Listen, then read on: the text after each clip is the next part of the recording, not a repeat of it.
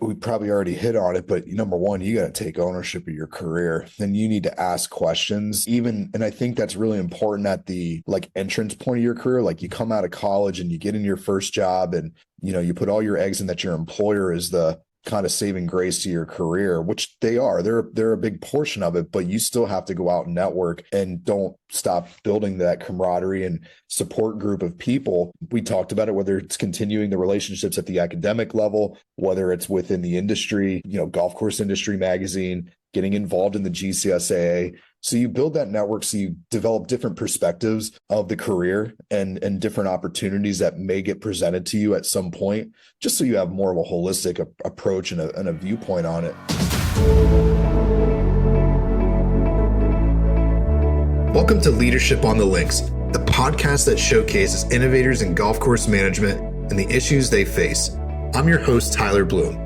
In Leadership on the Links, you hear the stories of people shaping the industry from their first swing to their dream match. You feel like you're on the course playing with your most inspiring colleagues, having great conversations, digging into insights and sharing a few laughs. Our industry is changing. As a leader, you need to keep up on everything from trends to technology to best practices. Together, we'll continue to build world-class clubs and teams. Let's get to it. Enjoy.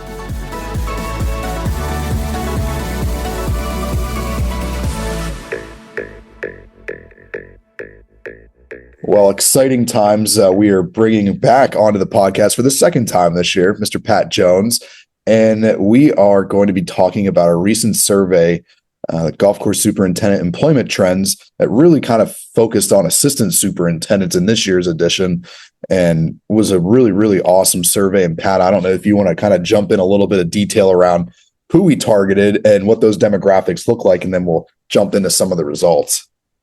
Well, hello, Tyler. How are you? Great to see. Yeah, I'd like to do that. So you and I fielded a study a year ago for superintendents, and we had a great response, and we learned a lot about, what really motivates them these days and what their hopes, dreams, and fears were about careers. And we decided we needed to do it for assistants. So we regrouped at the beginning of this year and sent out a survey and got about 200 responses, I think. And what we asked was, okay, what are your hopes, dreams, aspirations about becoming a superintendent? What are the barriers that you feel are in place? What things do you think you need to learn more? And then what do you hope you can accomplish once you eventually become a golf course superintendent? So it was kind of forward-looking, but it was also a chance to ask these mostly lead superintendents. Mostly not kids or AITs, but mostly people who'd made it and were ready or think they were ready for the first big job. So What were they most focused on, and what did they need to do to move forward and succeed on their terms? That's kind of what I think we were asking about. Does that sound right to you? Yeah, and it's interesting too, because what they perceive they need might somewhat counter what their mentors or their superintendents might think it is. So there's somewhere a bridge between the gap between those two things, which is kind of where a lot of the fun conversation sits in. Right. And you said you just had a fun conversation about this with an assistant. And I know you get a lot of these calls, and I send people your way. Assistants looking for career advice and trying to figure out what they should be doing that they weren't. What was that conversation like? It's become more frequent now, but I feel like I'm stuck in my current situation.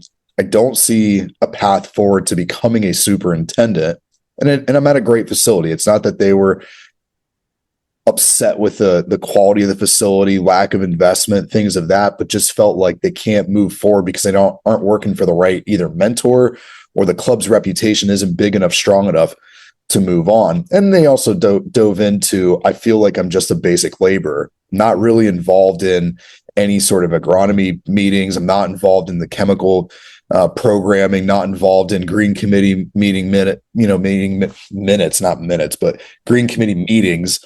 And that seems to be pretty consistent from what I hear when somebody's looking to move on. It's kind of, they're either not being mentored and they don't feel like they're getting the opportunities to grow, or they're stuck and know that they're stuck in a situation that's not a bad job, but their aspirations are to be a superintendent. So yeah, it was a real fresh conversation leading up, and it was kind of primed me for our combo. It's textbook. I mean, it's what we heard from a lot of folks. I don't feel like my superintendent knows me well or takes me seriously. I don't feel like I'm being mentored. I don't necessarily feel like I've got a good career plan, right? So part of that is on them, the career plan and networking and skills like that. And we've heard this time and time again. And honestly, in a good mentoring situation, I would think that some of those things would just come naturally. Having them attend a couple of green committee meetings, having them help work on the budget, having them help plan chemical apps and things like that. You have to turn loose of those things and delegate if you're going to be a good mentor and trainer to the next generation. So, that was one of the top frustrations we saw among the assistants who replied to the survey was, I don't feel like I get the attention I deserve, or that the superintendent that I'm working for right now is a good mentor. But some of them also realized it was on them, that they needed to do a better job of learning those skills themselves and networking and becoming more of a relationship driven player in the industry, and not just somebody who's out there mowing greens. Yeah, it's funny. You think of one of the takeaways was they don't feel like they're recognized. And what does recognition mean to an assistant superintendent?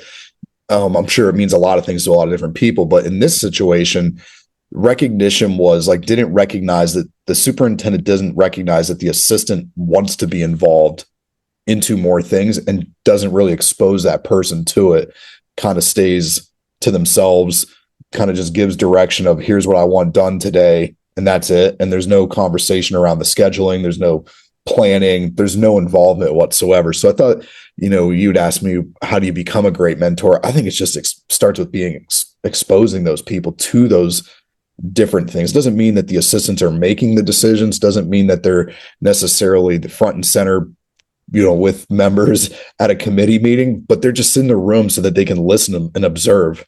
Right. I just finished an article with John Zimmers, and John well, and we all know John and what he's accomplished and what he's achieved and what he represents in this industry. And he was talking about when he was young and he got hired by Paul Latshaw to go to work at Wilmington Country Club.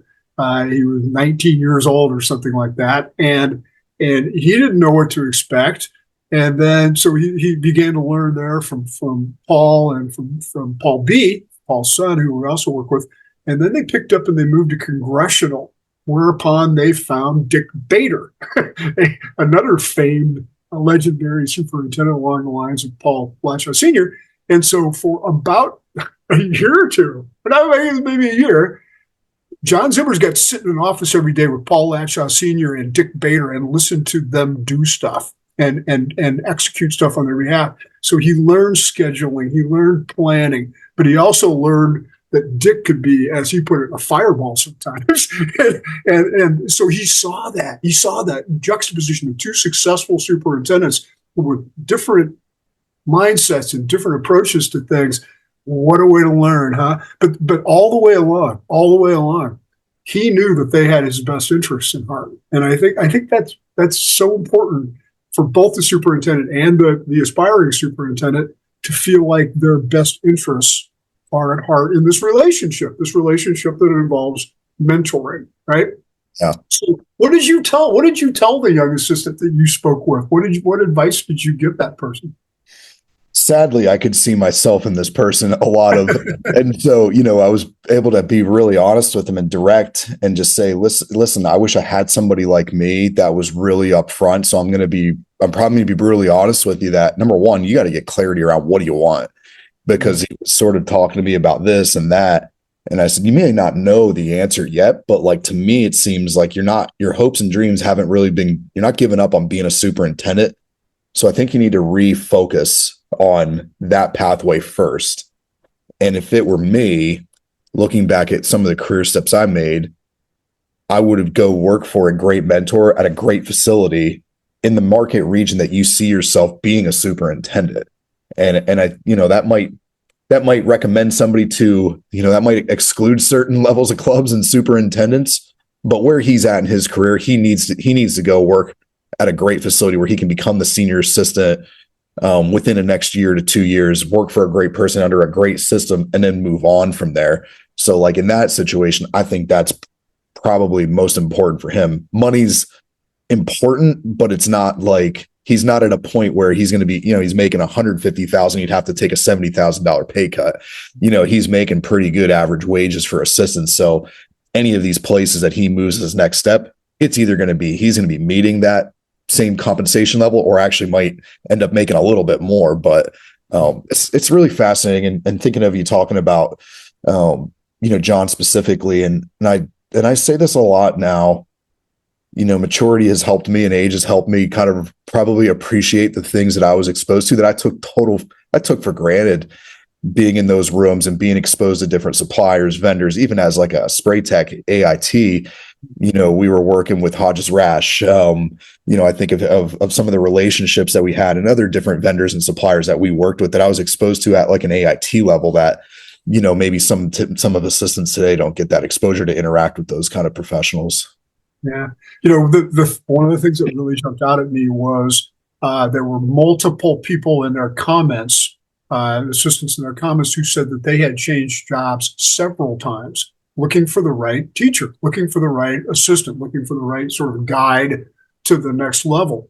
And that's a big commitment. But I also think it shows that maybe they didn't ask the right questions before they went to one of those, right? You've got to be fearless. You've got to be totally comfortable with calling up anybody and saying, hey, I'm interested in moving to Los Angeles and learning about the turf system out there. Who do you think I should talk to and who should I work for? And then you follow up, you dig in and do that stuff, because you've got to be fearless to ask questions. It's no different than when you have a significant turf grass issue. You're going to call people. You're going to say, hey, doc, how do I fix this? Or, the great superintendent up the street, how do I fix this? You have to be comfortable and being a little bit vulnerable and asking those questions. But the good news is, if you ask them, 9 times out of 10, the person you're asking will be happy to help you. That's one of the great things about our industry, is that camaraderie and that, mutual support system. So yeah, I'm 100% behind what you told that individual, because it's really on them to ask those questions and to make sure that the superintendent understands that you're looking for guidance and career development and mentorship, and these are some of the things you want to do. And if that doesn't fit that plan for that particular agronomy department, you got to go. You got to go someplace else.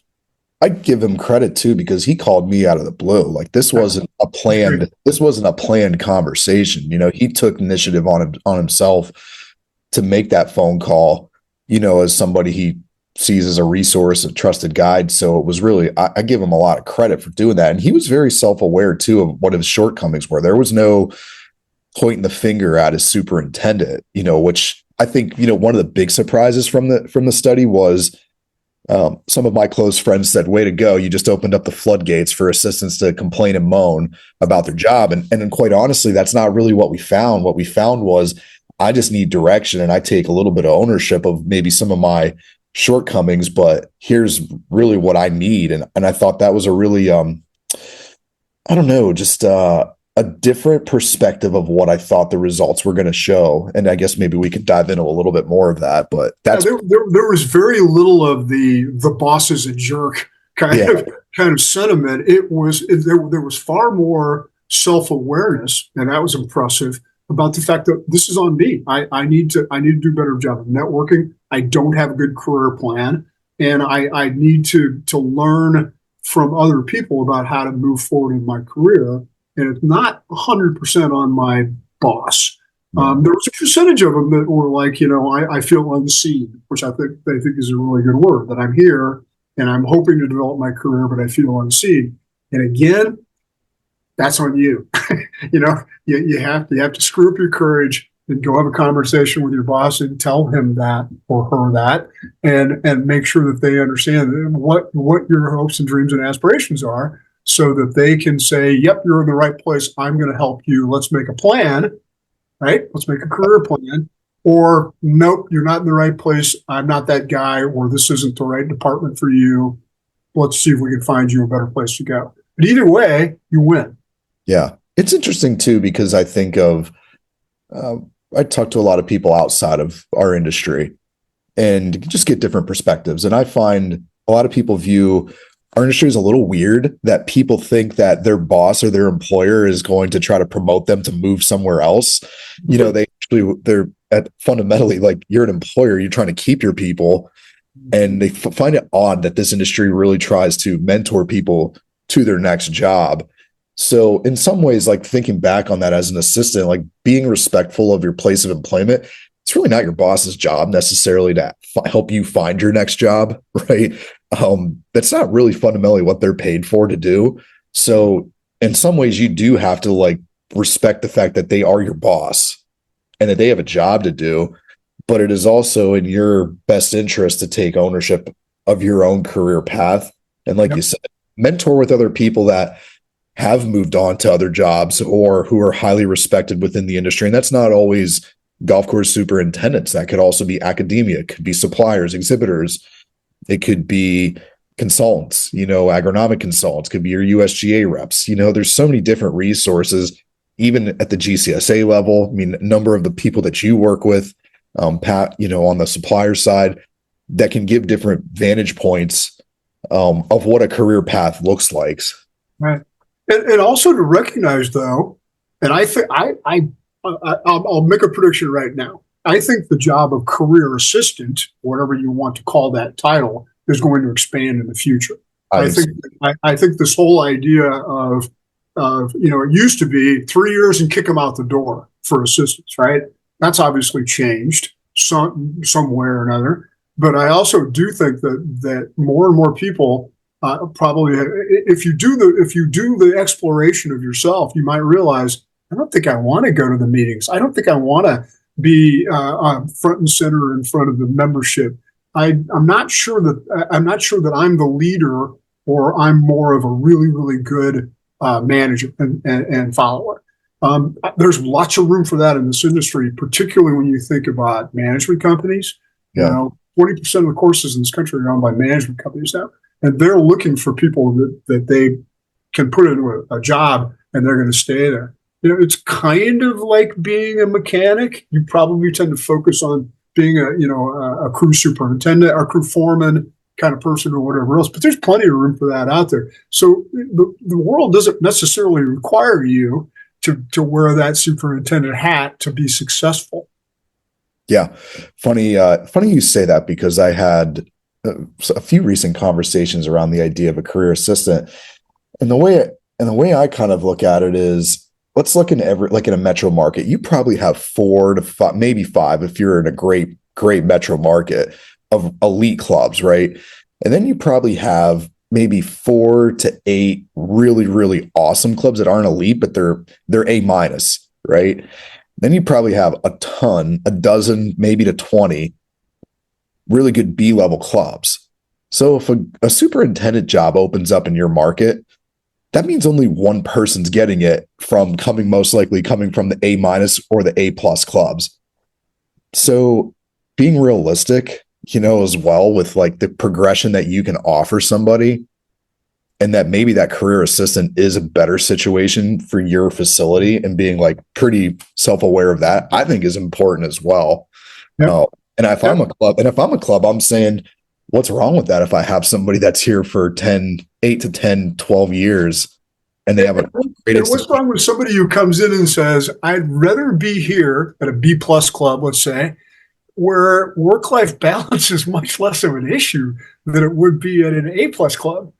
So this is obviously something that I was interested in. It didn't come out loud and clear from the results of the survey, but it continues to be a major issue of discussion: is how much are you at work, and how much are you thinking about work, and how much can you have a family and enjoy life while still pursuing this career. So I think that's another great option, is to think about what's the right fit for you from an employment standpoint and a culture standpoint. And it may not be a top 20 US Open course. It may be something that's more comfortable for you. I always love it. I always love it when I run into a superintendent and I'm having a conversation. They're not trying to like impress anybody or say anything. And they said, my club really treats us like family. They really treat us like family. I love it here. I really do kind of want to be here forever. If the right thing came along, I might move, but they treat us like family. And that's irreplaceable. It's funny. I feel like if we started benchmarking that comment, 9 out of 10 clubs, that would be a selling point to them. Sure. That our club really treats us like a family and like we're part of the team. They're asking about our kids. Yeah. They're actually wanting you taking a summer vacation. It's not like hidden tones that they don't want to speak about that. Yeah, I used the word not too long ago, and I don't know this is the right word, that clubs are getting more progressive. And I don't mean politically or socially. I mean, they're getting more progressive in terms of their relationships with their employees. You know, there's always been this kind of, hey, we love old Ed, the bartender, or, the locker room attendant's been here 50 years and we blah, blah, blah. Okay, but how about the waiters and the waitresses and the crew members on the agronomy team? How about that too? And I do feel like more and more of the members of today's clubs want to know those people. They want to feel like they have a good life and that they're well taken care of, because that's the point of the club. The club is there to create goodwill and relationships and good feeling and contribute to the community. So why not start with that internally? And I think there is more of that now than there has been maybe in the past. But that's good news. Yeah, and it's interesting too. I mean, money does matter. Compensation and benefits are typically one of the top reasons of what's most important to somebody, but stability in the job and being in a club culture that fits your lifestyle and your personal goals outside of work is becoming more and more, I think, across clubs, even at what I would consider what used to be name branded recognized clubs, are probably transitioning more into creating that family feel culture for their employees. Yeah, for sure. The one thing that I think is going to get a lot of attention when the full study is released here in a few weeks is the thing about college, right? How much, to what extent do you have to have a 4-year degree to succeed in this business? And just to kind of, because I'm old and I tend to do this, put it in perspective. When I first got into this business in the 80s and in the early 90s, that was the beginning of hey, you have to go to Penn State or Michigan State or Rutgers and get a 4-year degree and move on from there. And you're going to go someplace and be an assistant for 3 years, one place, and then you're going to get your first superintendent job and work your way up. And there was this kind of structure in place. And that's just not there anymore. It's a very different thing. And when you got that degree back in 1987 or whatever, you might have had to invest a few $1,000s a year and probably worked your way through school. Today, it's going to cost you $250,000 to $350,000 to get a degree, a 4-year degree someplace, and you may have to take out loans and you'll have them forever. So there's a lot to be said for this. Now, the other thing that was clear was if you want to be at a certain level, if you want to be one of those people who reaches the highest levels in the industry, top 500 clubs, things like that, then it certainly doesn't hurt you to have a college degree. What was your take on all of that kind of discussion about degrees and what you hear from candidates now in terms of what they've done with online education or 2-year degrees or whatever? What do you think the current state of that discussion is? It was fascinating too, and if you actually read into the demographics of the study, a good percentage of those people only had a 2-year degree. So it's probably hard for them to comment around the 4-year degree. So there's some context behind that. But, when what was it, 70% or greater said that a 4-year degree wasn't important to being successful in this industry, I think they're right. And I think that hiring committees are being, even at the superintendent level, are starting to be more flexible around what those educational requirements are for their position. Because the reality is there's probably just not as many of 4-year educated superintendents, in the industry. You're seeing more of that 2-year winter certificate kind of programs and certificate programs being sort of more adopted. So I think that's a good thing as a whole. To me, when I look at education, I just want to know, has the person made a commitment to developing themselves? And have they stopped? Have they stopped furthering educating themselves? And sometimes it doesn't require a 4-year degree. They're involved with, whether it's a GCSA programs, there's a lot of these different winter education programs, whether it's Green Start Academy, whether it's the Excel program within GCSA. I think those things are probably pretty important. And I think, if you go down now to hiring assistants, I mean, they're the most difficult job to recruit outside of an equipment manager to me is that second assistant AIT, because there's just not enough people. The supply of those people isn't in high, quantity. So right. They're going to have I don't want to get too far off track, but what did you learn about that issue from the study you did about Americans and how they view working on a golf course? Because I think these two studies have a lot of overlap. Yeah. So what did you hear from that study, which people need to read, about why people would or would not take a job working on a golf course crew? They don't know what the educational requirements are, but most of them don't think you need a degree of some sort to pursue this. They do believe that they need some sort of training, certificate level training for advancement, but the majority of people don't think you need like specialized training. So if the average working American doesn't feel that way, then most likely you're not going to have people that are educated coming in to fill these specialized AIT, second assistant, spray tech roles, whatever you want to call it, entry level type assistant roles. So the industry has to learn, how do I adapt to that? And I think what you're seeing is more clubs are being proactive towards tuition reimbursement programs, setting up apprenticeship programs, and pretty much providing educational support to employees once they've been on the job and, they see that person has some sort of ambition and capabilities to move up. Everything old is new again. This is how we got started back in the 20s and 30s with, in a lot of cases, it was people who had migrated to the United States. They were immigrants. They were from Italy or wherever, and they would come over here, and maybe they had some background gardening or something like that in Europe. And they'd come over here and they would somehow land at a golf course to be part of a greenkeeping crew. And the golf course would take a liking to them, and they would eventually send them off to the UMass winter course or Rutgers, 2-year program or whatever else. And that for a long time was the standard. When I started at GCSA in 1987, only 44% of superintendents had a college degree of any kind. Changed a lot, right? But there was some value and some truth to that old thing as well. So what do you think? What do you think is the most important thing that assistants should take away from the survey? And then I'll ask you about superintendents in a minute. What do you think the most important thing is for assistants? We probably already hit on it, but number one, you got to take ownership of your career. Then you need to ask questions. And I think that's really important at the entrance point of your career. Like you come out of college and you get in your first job, and you put all your eggs in that your employer is the kind of saving grace to your career, which they are. They're a big portion of it, but you still have to go out and network and don't stop building that camaraderie and support group of people.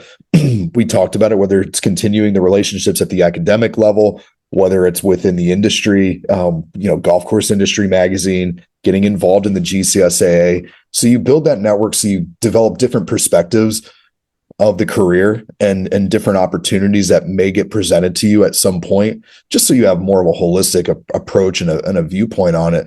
But I think the other thing is when you're evaluating employment opportunities, whether it's an AIT position or a senior assistant, like you said earlier, you got to do the research on, has this person and this employer demonstrated a career pathway for others? Have other assistants moved on from here? Have they volunteered at tournaments?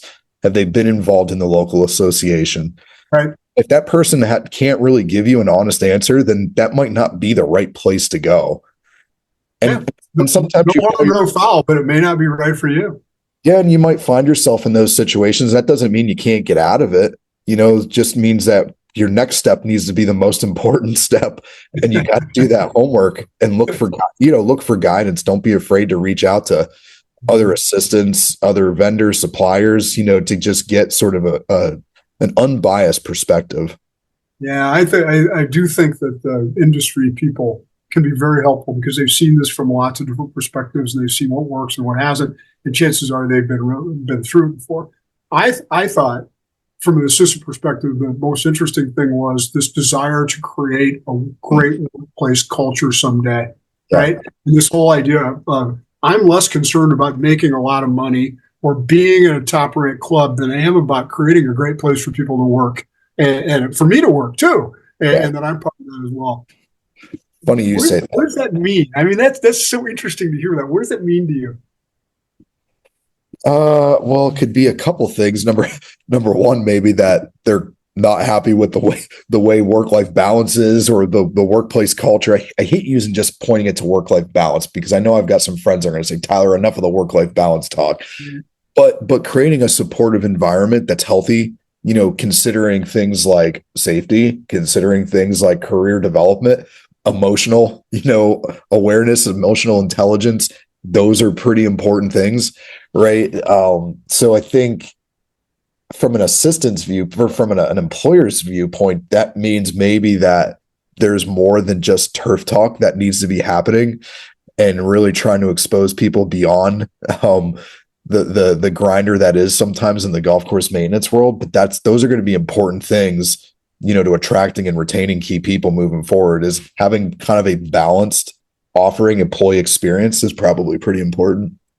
Yeah. And that again, that was my takeaway from a superintendent standpoint is obviously to be aware, to be committed, to be a mentor if you're wired that way. Be honest if you're not. But this whole idea of creating a workplace that feels a little less awful and can be fun occasionally, and that's not just a once a year barbecue or something. That's every culture where everybody feels listened to, and and for me, it always comes back to an article that Dean Graves wrote. Our friend Dean Graves, who was at Chevy Chase Club for years and years and years. And he wrote this article about what he'd learned about people management and creating a good workplace culture over all those years. And it came down to one thing, was empathy. It was understanding who they are and getting to know your people and really, really listening, whether that person was a newbie on the crew or your top assistant, that you were empathetic and listened. So I don't think the results of the survey changed my mind one bit on that being the most important thing for superintendents. Yeah. I think something else that I found really fascinating is people are really interested in becoming a golf course superintendent. They're very passionate about that. And I think sometimes superintendents are kind of concerned about that. They're concerned about what is the next generation looking for.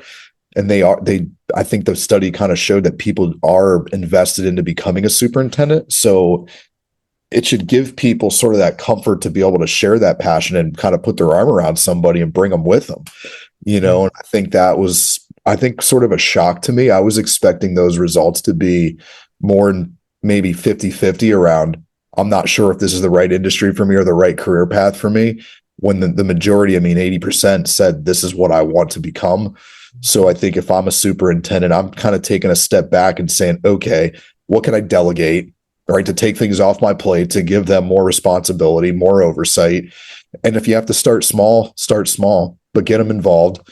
I think being able to provide sort of career counseling and not being afraid of like, I'm going to lose this person, more of like, I'm trying to help this person, will probably make that assistant more loyal, engaged, because they, like you said, they see that you have their best interests at heart and that you trust them, and not being afraid to put them into situations that they have to make decisions and think critically. That's obviously safe. They're not going to jeopardize an operation, conditions, things of that nature, but they need to be given those opportunities. And the last thing is superintendents need to be and employers need to be transparent around pay and what the progression looks like. Because I think that's, if I were to look at, all of our searches that we've done for assistants, typically people aren't leaving just because of compensation's better. It's because they don't have a pathway in their current facility and know that there is opportunity for incentives, annual reviews, annual bonuses, and there's not real transparency around that. And that's something we have to coach and educate the employers on too when they're offering a job. Make sure you're really transparent around when this person can expect to receive in a review, a bonus, and that this isn't just the end of the pay progression. Yeah, that's 100%. That they just want some stability and some confidence that what they're investing with you at that facility is going to be reinvested back to them. And that, I think we have to get over these days of, never talk about your salary and all this other stuff. That's bogus. Yeah. We've got to be beyond that. We need to talk about value in that money. So, it sounds to me like we ought to do some kind of a webinar. Yeah. Well, we have one scheduled on April 3rd. Correct. April 3rd. It's a Wednesday at 3:00. And we'll be able to dive in a little bit more and give maybe some context. What was great about my last webinar was that we actually had great insight from other attendees. That's what I like. Yep. Yeah, it was great. So, hopefully this is more of a facilitation. We're going to give some high level points, but, probably call some people out to get their feedback and what they think. So certainly it's for superintendents, it's for assistants, hiring professionals. We'd love for them to jump on and maybe debate us a little bit too. I mean, that's always good too. Oh, they can't debate us. We know it all, Tyler. Yeah, exactly.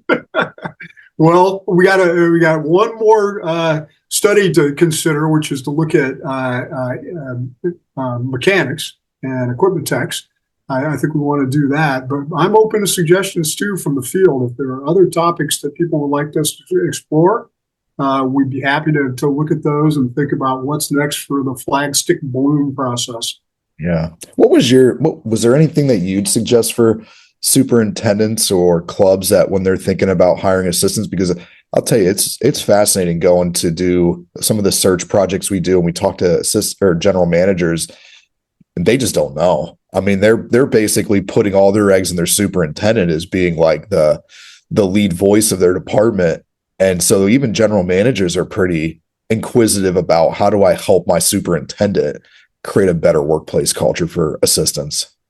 Yeah, that's a great point. It needs to be a club-wide culture if possible. It really does need to, reflect what the values of the club are and what the superintendent's boss reflects as well. So, again, hopefully that's a trend that we're going to see more of with good clubs and good facilities being, and again, this word progressive comes to mind, but being more open to doing new things and to trying to treat people well, because it's just good business. It's the right thing to do, but it's also just good business to keep your employees happy and keep them there and treat them well. And hopefully that gets returned to you in spades.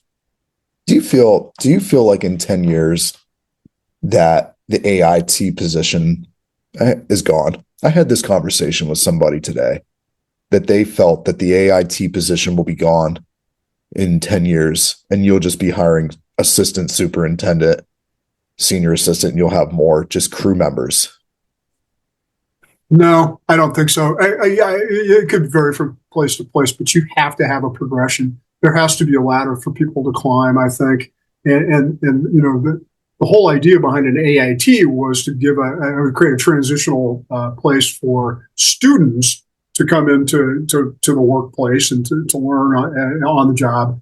And whether they're students or whether they're making the transition from another career or whatever else, I still think there's going to be a role for that, and it becomes more of a management trainee position, right? Yeah. So whatever you want to call it, I think we're still going to have something like that, and I think that good clubs will always have some sort of progression in place where people understand if you do X, hopefully you will get to Z.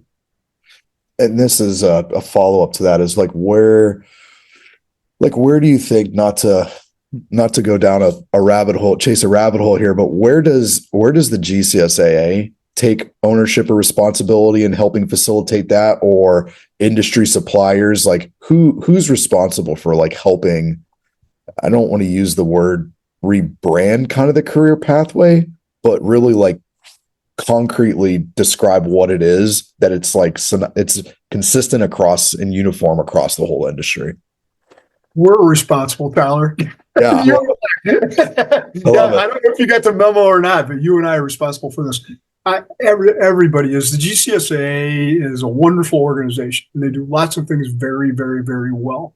But they're also hopelessly sort of spread out, and they have lots of demands on what they need to do. So stuff like this sometimes doesn't rise to the level it should. And the other thing to remember is at GCSA and every other organization in the world, the place is run by the people who show up for the meetings. Okay. So that's very much about what voices they're hearing at the table. And those people who come to Lawrence, Kansas for those meetings are not average. They tend to be executive type superintendents. So I hope that they continue to explore this, and there are good people there, but I think it's something honestly that it needs to come up from the ground. It needs to come up from superintendents all over the country who are already doing this stuff and who are having conversations with each other. I can't stress the importance enough of communicating with your colleagues and communicating with your peers, and that includes the industry people and all that kind of stuff, to really listen and really be open to what you're going to learn and hear, because it's changing. It is changing for sure. So I don't think we can count on any organization or the industry 100% to do this. I think it's up to us. Yeah. Well, maybe we'll talk about that a little bit too, or what are some ways that you can, from a grassroots perspective, do this, and what are some groups that are doing this that are looking to partner up with other employers, across the U.S., not just, regionally, locally, but across the U.S. I think I might know one or two of those initiatives that might be beneficial. So, well, that's the future. That's the future. The future is about creativity and finding better ways to solve problems. But you know what? Nobody solves problems better than golf course superintendents. Man, that's a great one to end on, Pat. You did the mic drop, so appreciate you coming on, and we look forward to seeing if you haven't signed up for the webinar, you can go to bloomgolfpartners.com/events. We will be there and look forward to seeing you. Yep, it's going to be fun, and if you are going to attend it with purpose. Have questions. Be prepared to participate. Be prepared to submit your ideas. And then be prepared to follow up, because that's what it's always about, is taking what you learn from something like that and doing something with it. Love it. Thanks for tuning in to this episode of Leadership on the Links. For more leadership insights and industry expertise, connect with us at bloomgolfpartners.com or follow us on social media sites LinkedIn and Instagram. If you enjoyed this episode of Leadership on the Links, we'd be thrilled if you'd leave a review or share it with someone who you know would get some value. Don't forget to subscribe on Apple Podcasts or Spotify to stay updated. Thanks for joining us today.